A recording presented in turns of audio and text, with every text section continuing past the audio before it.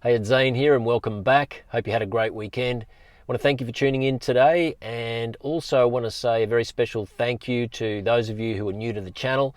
I really appreciate you being here, appreciate your support, and I also want to say a thank you to those of you who are leaving constructive comments and feedback in the comments section. I know a lot of viewers are getting value from that as well, so please keep it coming. Now today I want to talk about why Bitcoin represents hope.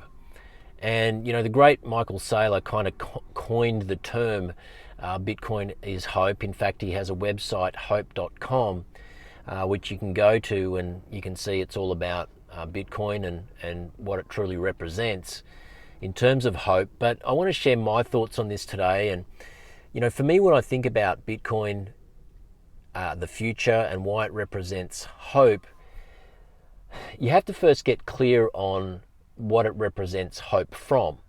And for me, I believe that we are in an age of economic chaos. And, we go through our days and our weeks and our months and everything seems relatively stable and calm around us at a society level. But we also know that behind closed doors, there's a lot of trauma and pain financially going on out there. We know that people are struggling to make ends meet. We know there's a cost of living crisis. We know there's people struggling to keep up with their mortgages. The price of homes is getting out of reach for those who are out of the housing market. We have a growing wealth gap where the rich are getting richer and everybody else is essentially getting left behind. So this is kind of how we create a two-tiered society, get rid of the middle class. We end up with a Hunger Games society, and that kind of breeds socialism, and it enables a large portion of the country to become very much dependent on the government. And this is how you create socialism, and you are able to bring in things like UBI, Universal Basic Income.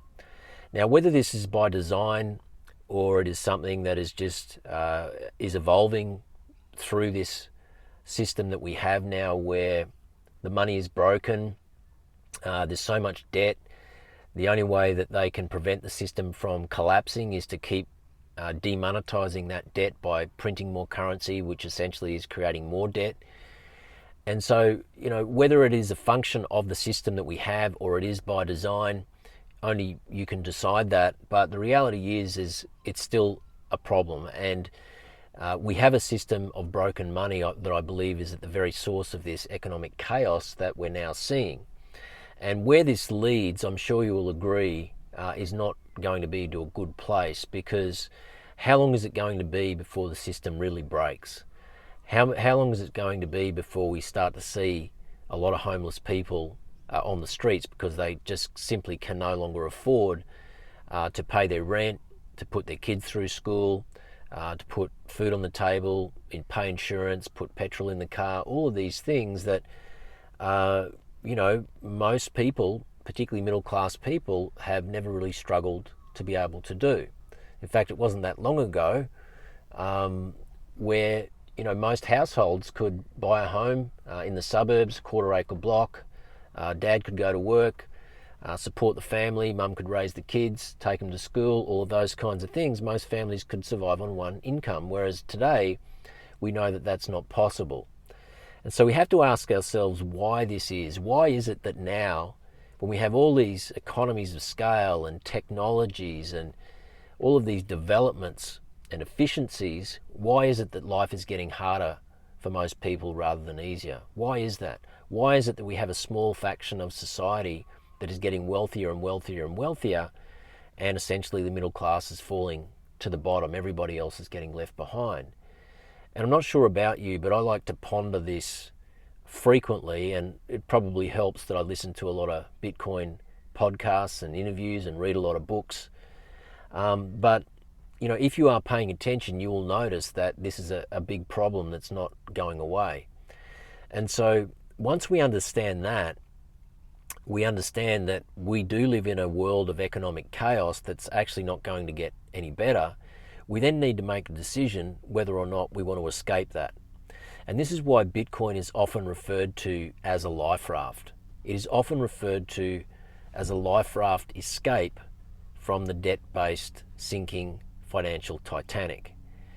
And, you know, whether you see it as a life raft, or you see it as a savings technology, or you see it as an inflation hedge, or you see it as a way to hopefully get out of debt from the debt-based system, people look at Bitcoin through many different lenses, and that's okay. I think the number one thing is to at least look at it through a lens rather than no lens.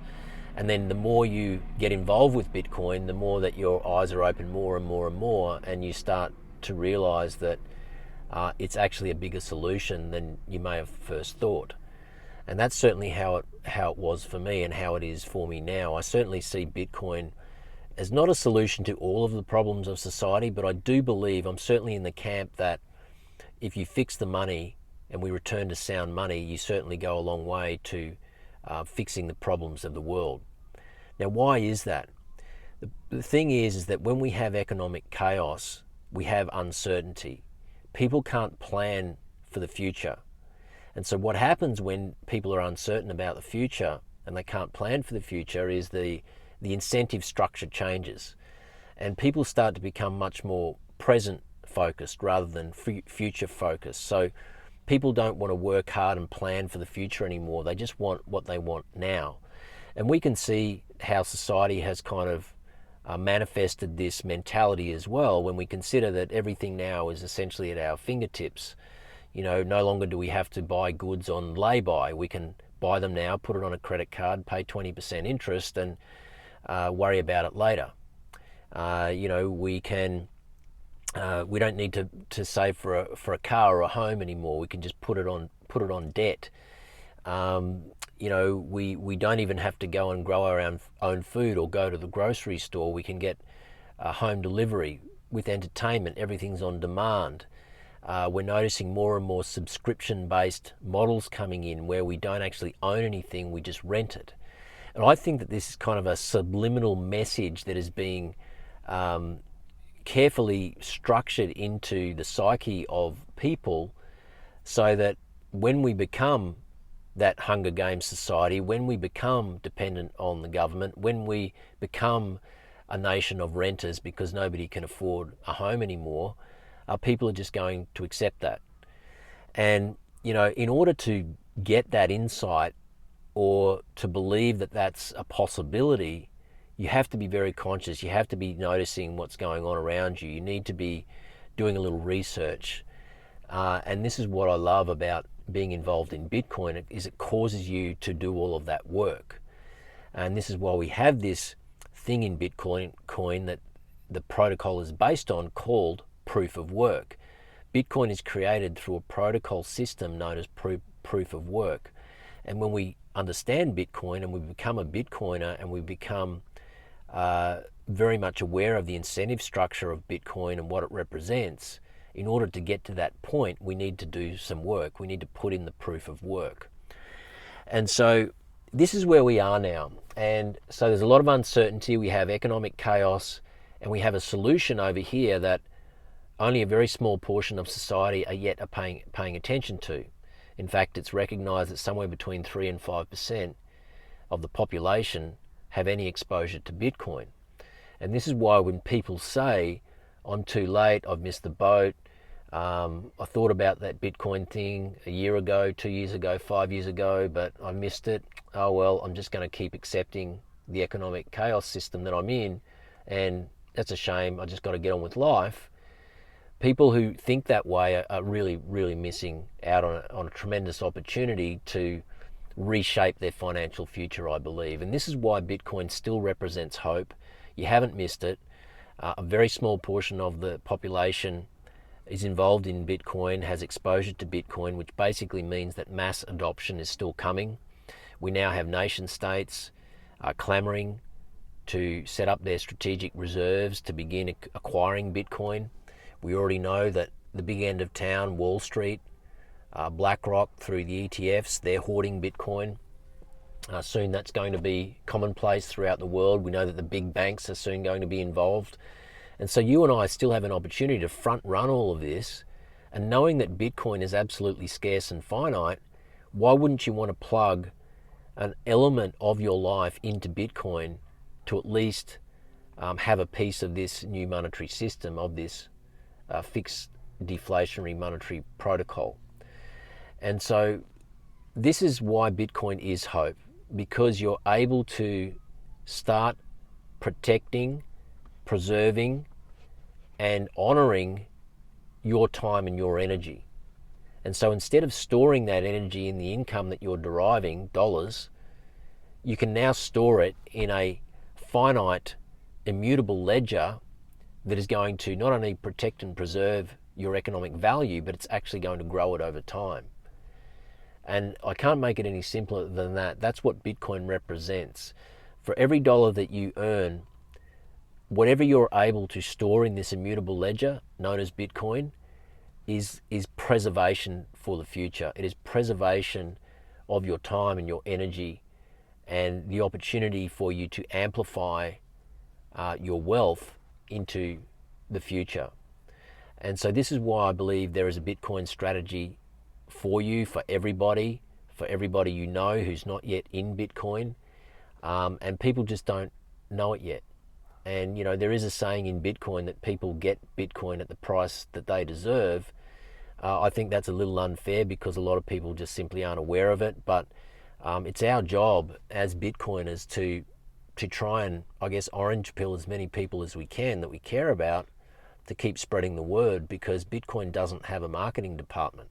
You're not going to see it on the mainstream news or advertisements on billboards or things like that. This is something that only happens through sharing. And when you consider that Bitcoin has become a $2 trillion asset, in fact the fastest asset in history to get to the $1 trillion mark, and now is a $2 trillion asset in round figures, we have to ask ourselves, how was it able to achieve that without a marketing department? And I find that really fascinating.